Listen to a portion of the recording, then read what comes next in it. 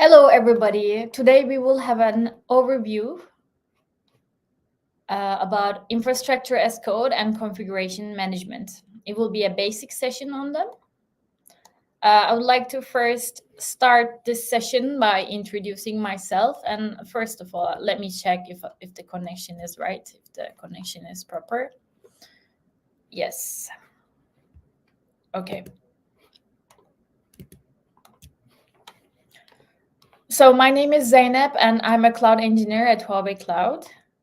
And here is today's agenda. In today's session, we will delve into topics of infrastructure as code and configuration management. We will begin by defining what infrastructure as code is and discussing its purpose, followed by an overview of the key principles that underpin it. I'll explain how infrastructure as code works and outline the differences between declarative and imperative approaches. We will highlight the benefits of using infrastructure as code and take a closer look at popular tools, including Terraform. Afterward, we will transition to configuration management. We will define its purpose and explore its essential role in managing infrastructure. And lastly, we will discuss how configuration management complements infrastructure as code, illustrating how both work together effectively. So let's start with what infrastructure as code is. It's the practice of managing and provisioning infrastructure through code rather than manual configurations or physical setup. So in other words, instead of setting up servers and configuring settings manually, we define everything in code, which then handles the entire setup automatically. We see the purpose, how it works, an example here. So let me repeat. As I have said, it is mainly about creating and setting up infrastructure, such as servers, networks, databases, and storage. So how it works. So for example, imagine setting up a server. Traditionally, you would need to manually install the operating system, configure the settings, and install necessary software, which can be time-consuming and prone to errors. With infrastructure as code, the infrastructure as code automatically creates and configures the server according to the predefined instructions. So with just a few lines of code, you can spin up a new virtual machine, install required software, and configure network settings. And this approach allows for consistent, fast, and repeatable infrastructure management. Here we see an example. Imagine with IaC, you write a script that says, create a server with 4 CPUs and 16 GB of RAM, and then it provisions that environment for you in the cloud.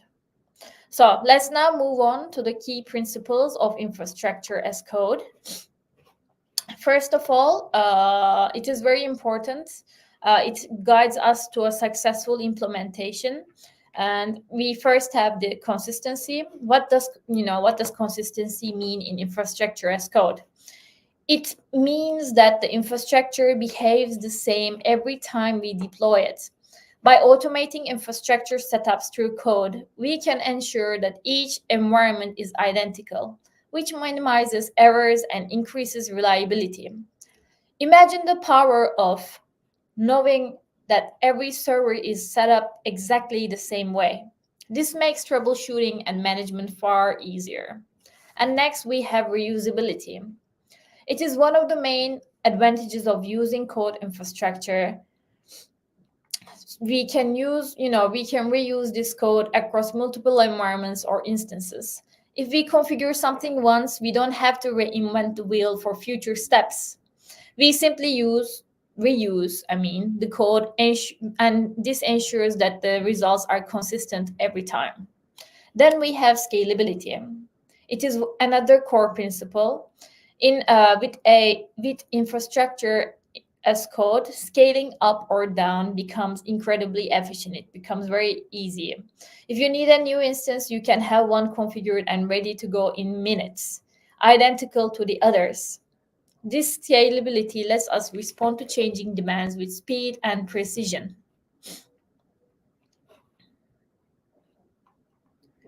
Now let's talk about self-documenting. So in traditional setups, keeping track of who did what and when can be a hassle. But with infrastructure as code, the code itself serves as documentation. Every configuration, every setup decision is written in the code and is accessible anytime. This makes collaboration and audit processes much easier and more transparent. And lastly, we have simplifying complexity. I mean, you can understand by what it says that, basically infrastructure as code can be incredibly, complex, but with IaC, I'm sorry, I said wrong. I mean that infrastructure can be incredibly complex because you have to spin up new servers, you have to configure things. But with infrastructure as code, it allows us to break down that complexity by defining everything as code. Rather than managing each server or component individually, we define our infrastructure in code, making it easy to set up even the most complex systems with minimal effort. So, together, these principles consistency, reusability, scalability, self documenting, and simplifying complexity form the foundation of infrastructure as code. They enable us to build reliable, scalable, and manageable infrastructure, all while reducing the human effort involved. So, how does the infrastructure as code work?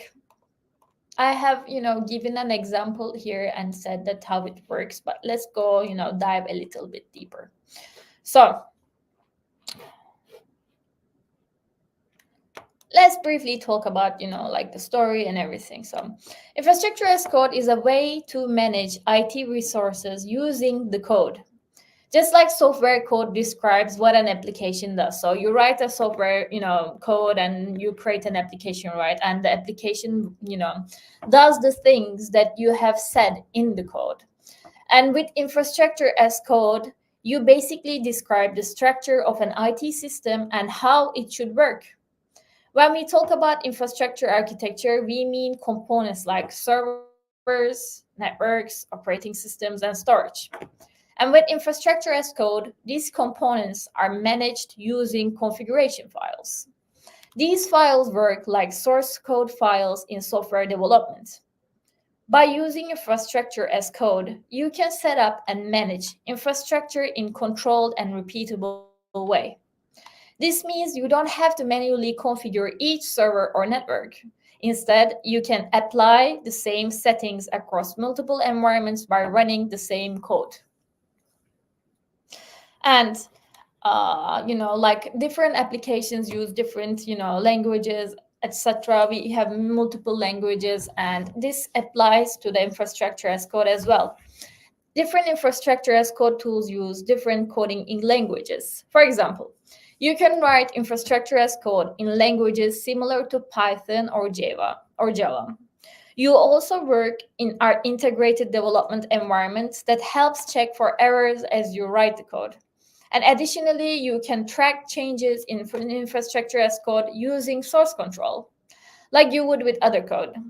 So every change is saved, which allows easy updates and rollbacks if needed. And in summary, IaC, infrastructure as code, makes managing IT resources more efficient by using code. This approach saves time, reduces human error, and helps keep infrastructure consistent across different environments. Let me check if there are any questions.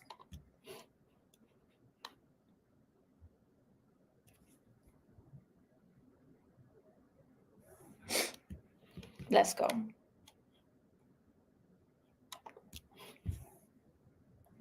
Okay. So now that we have covered the key principles of infrastructure as code and how infrastructure as code works, let's explore two main approaches within infrastructure as code. So let's start with declarative approach. It focuses on describing the end state and the imperator approach, which details every step to reach that state. And with declarative approach, you define what the final infrastructure should look like without specifying how to achieve it. This means this means that you simply outline the desired configuration and let the IaC tool handle creating or adjusting the infrastructure to match. For instance, if you want a virtual machine with certain specifications, you just declare those specifications. This approach is typically easier to use and maintain because it focuses on the outcome rather than the individual steps needed to get there, which makes it ideal when you have a clear end goal. So if I need to sum it up, in declarative approach, you just basically declare the end that you want. So then the code, infrastructure as code tool handles the rest and gets there. And on the other hand, there's imperative approach. It requires specifying each step to configure and build infrastructure.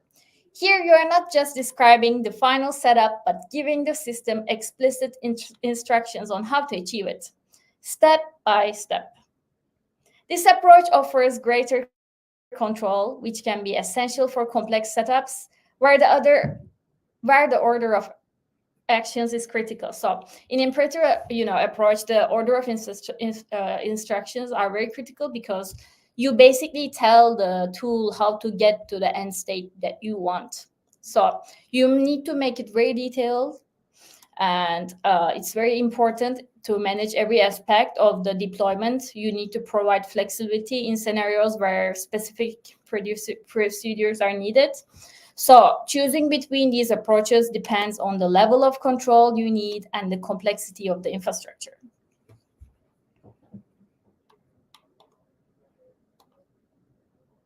So if I continue with benefits of infrastructure as code and the popular infrastructure as code tools, which I will show in the next slides. My bad that I forgot to delete this. So there are several key benefits, as we see in infrastructure as code tools that make managing IT infrastructure much more efficient and reliable. Let me walk you through each of them. So firstly, we see low cost. Infrastructure as code helps lower the costs since everything is managed through the code. There's no need to have a large team constantly handling resource setup or configuration or troubleshooting manually. This automation saves both time and money as it reduces the need for repetitive tasks. Instead of having an engineer manually set up each server, the code handles it automatically, which frees up valuable resources like manpower. And another huge benefit is speed, because infrastructure as code allows us to set up resources almost instantly by running a script. For example, imagine needing a new environment for testing. Imagine having to configure it, for testing. But with infrastructure as code, known as IaC, it can be created in just minutes, not hours. This speed means we can move through development faster, which makes our organization more responsive to changes and challenges. Next, we have consistency, which is also a big win with IaC. So human errors happen, especially with manual setups. You can be sleepy while manualing the server, but the robot doesn't sleep like you do. So with infrastructure as code, every configuration is written in code and can be reused.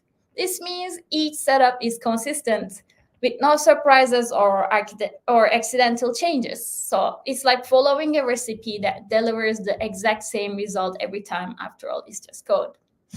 And the next one is accountability, which is another major benefit.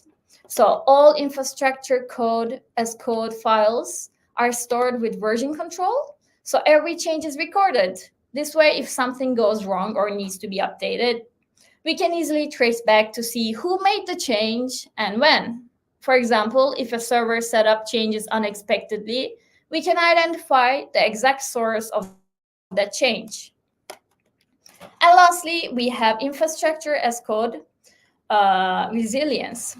So infrastructure as code adds resilience to our organization. All infrastructure knowledge is stored in the code. So even if someone on the team leaves, their knowledge stays within the organization. This means we are not dependent on one person's skills or memory. The code itself becomes a reliable source of knowledge for the entire team. So as we see, these benefits make infrastructure as code a game changer. So by using to manage infrastructure, we save time, we reduce costs, we avoid mistakes, and keep our systems more reliable and resilient. But there are also challenges for infrastructure as code. Not everything is like a rainbow and sunshine.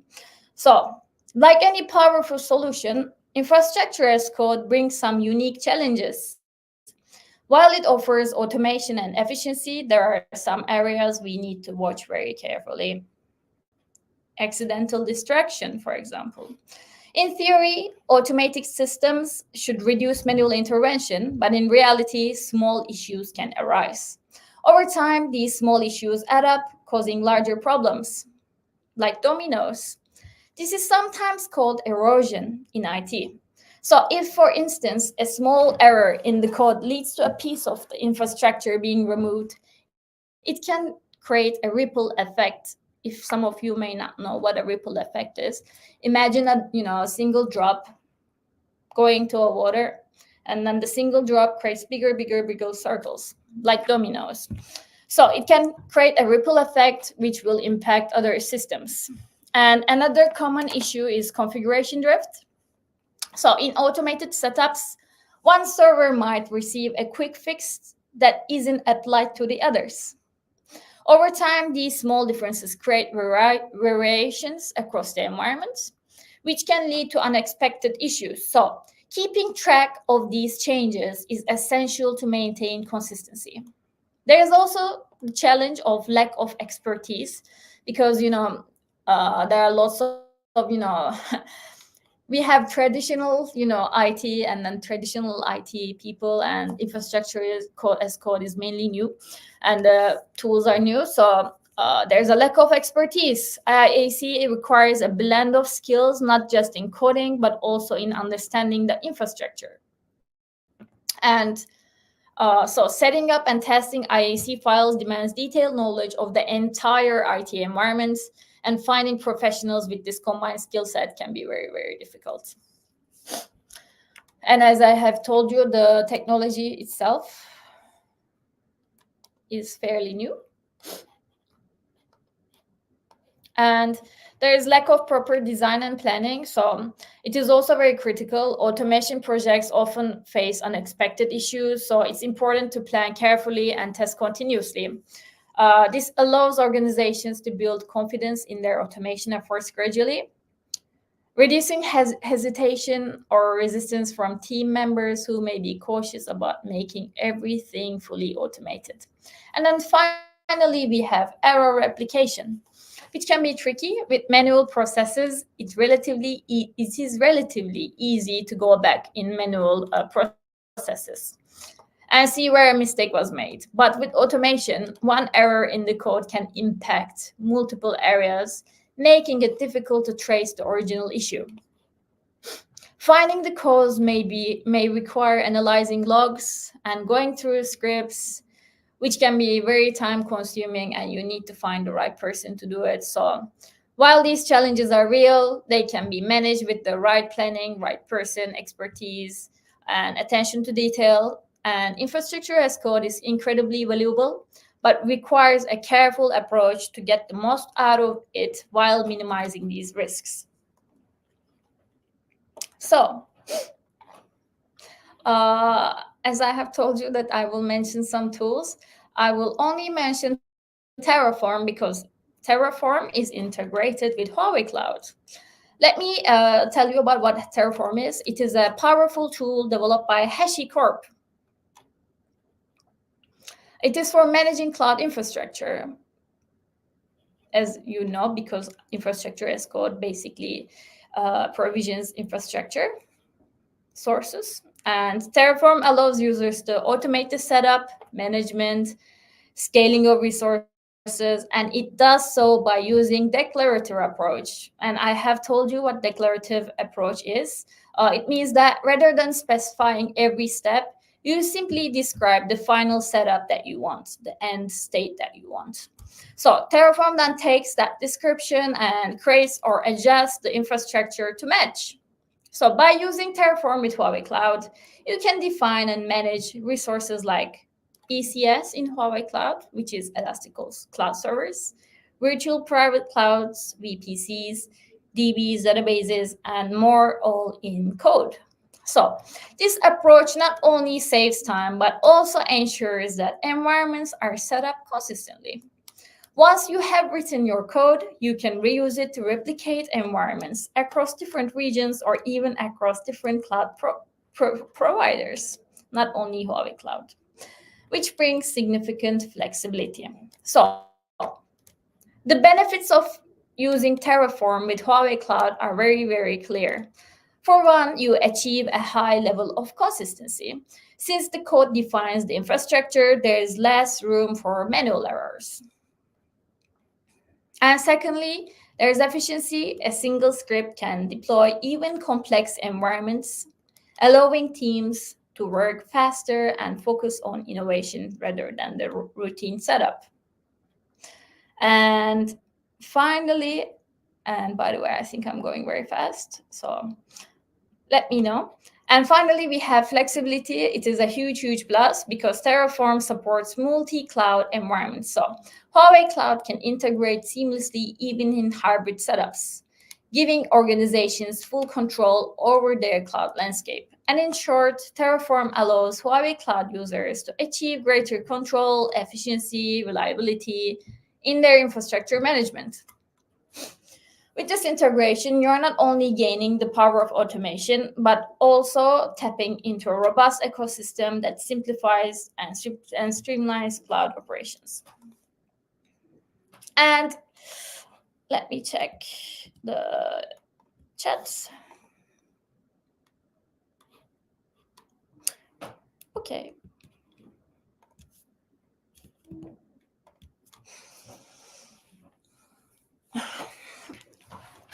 So let's continue with configuration management. Configuration management and infrastructure as code goes hand in hand. If we look back to our agenda, they are closely related.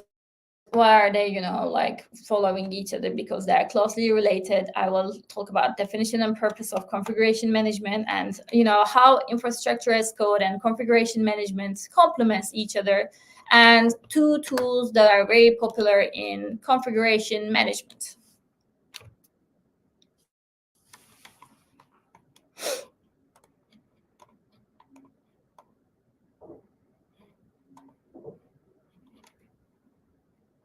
So,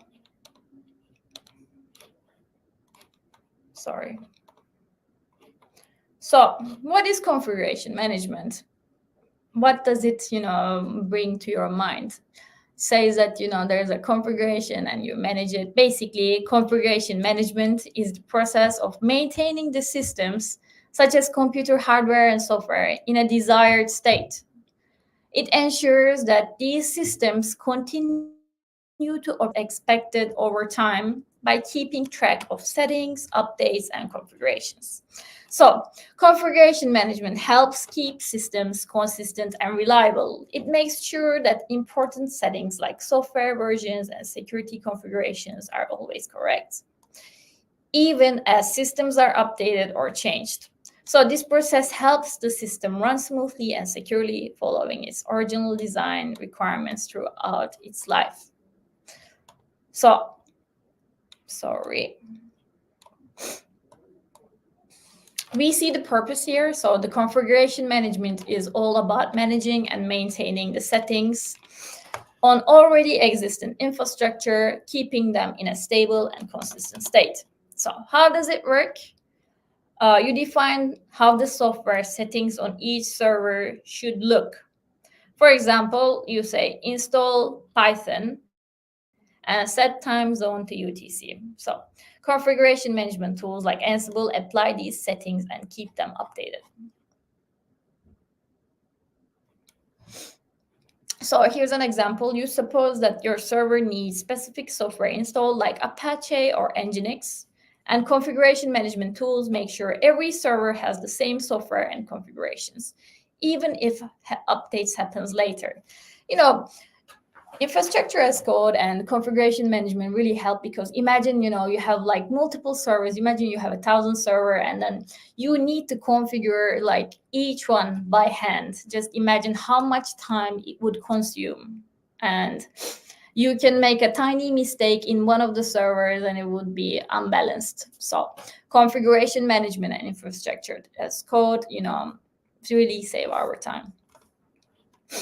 And let's look at how infrastructure as code and configuration management are going hand in hand, as I have told you, how they are complementing each other. So infrastructure as code focuses on setting up infrastructure, as I have told you, like servers, networks, using code. So this automation makes sure that environments are created in the same way every time, which reduces the chances of errors when deploying applications. Once the infrastructure is in place, configuration management takes over to ensure that each server and application is configured correctly and stays in the desired state over time. So together, they make IT operations more efficient. Infrastructure as code allows for quick setup of resources, while configuration management keeps everything running smoothly. So IaC, does the quick setup, and configuration management keeps everything in the desired state. So this combination helps prevent configuration drift, which is, where systems slowly become inconsistent. So this it does this by making sure all settings remain aligned with what is needed. Using both infrastructure as code and configuration management also helps teams work better together, since both of them use code. Teams don't need to, share each other what happened and keep track, because they can forget, but they see everything in the code. Everything is, literally saved in the code. So they can be shared and tracked in version control systems. They will know what happened. So this makes it easier for DevOps and IT teams to communicate and coordinate their efforts, which will reduce misunderstandings and ensures that everything, everyone and everything is on the same page. So in summary, infrastructure as code lays the foundation by provisioning infrastructure, and configuration management ensures it stays stable and secure. Together, they create a strong environment that supports agility and reliability in IT operations. So if I may sum this up for you again, so basically infrastructure as code is mainly about creating and setting up infrastructure, such as servers, networks, databases, and storage. And configuration management is about managing and maintaining these settings on already existing infrastructure, which keeps them stable and consistent.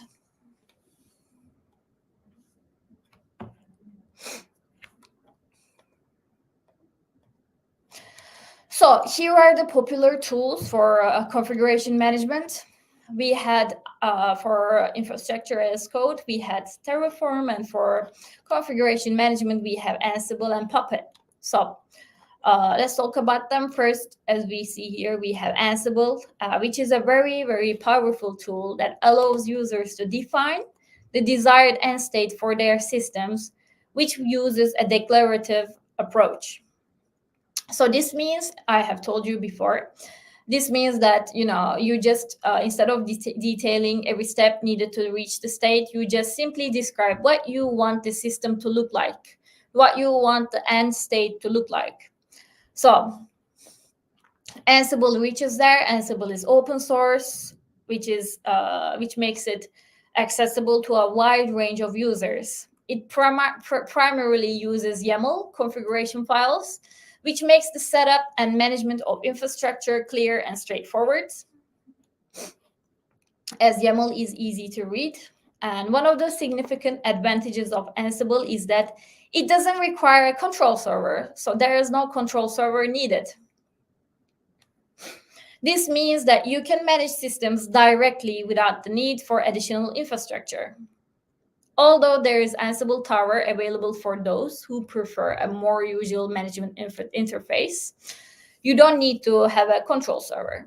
And additionally, Ansible operates without agents, requiring only Python and SSH, so make sure your port is open. And this simplifies the installation and reduces overhead, as there is no need to install additional software on client machines. So these are the benefits of Ansible. And next we have Puppet, which is similar to Ansible. It also uses a declarative approach. It allows users to define how they want their systems to be configured. And Puppet manages systems states through a user interface. And it is good if your teams like or prefer a visual representation of their configurations. It's not just through terminals. It uses custom modules written in Puppet's domain-specific language, or DSL, which gives users a lot of flexibility of defining configurations. And however, Puppet does have a different architecture approach. It requires a control server. Here we see it. And agents installed on clients to push changes. So this means that while Puppet provides powerful management capabilities, it also adds a layer of complexity in terms of setup and maintenance compared to Ansible. So in summary, both Ansible and Puppet are valuable tools in configuration management landscape. They both use declarative approach, and Ansible's agentless model and ease of use makes it appealing for many teams, especially those looking for quick and straightforward solutions. On the other hand, we have Puppet, and Puppet's robust features and structured approach are advantages for organizations that require detailed configurations and centralized management. So by understanding the strengths and differences of these tools, your organization and you can choose the right one to fit with your specific needs and workflows. And there are also other tools for configuration management tools. You can also check out them by yourself. So thank you so much for listening to me today. One of my other colleagues will see you next week. Bye.